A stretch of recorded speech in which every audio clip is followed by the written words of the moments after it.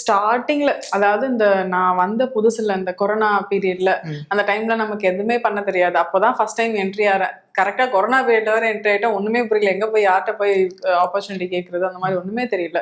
So சில casting persons கிட்ட போனேன், சில ப்ரொடக்ஷன் ஹவுஸ்க்கு அப்ரோச் பண்ணேன். அப்படி பண்ணி தான் விகடன்ல ஸ்டார்ட் பண்ணி தான் அங்கிருந்து தான் ஸ்டார்ட் ஆச்சு என்னோட ஜேர்னி. ஓகே. ஸோ அப்படி ஜேர்னி ஸ்டார்ட் ஆகி நான் மூவிஸ் பண்ணிட்டு இருந்தேன். வெப் சீரிஸ் இந்த ஹார்ட் பீட்க்கு பிஃபோர் நான் மூவி பண்ணிட்டு இருந்தேன்.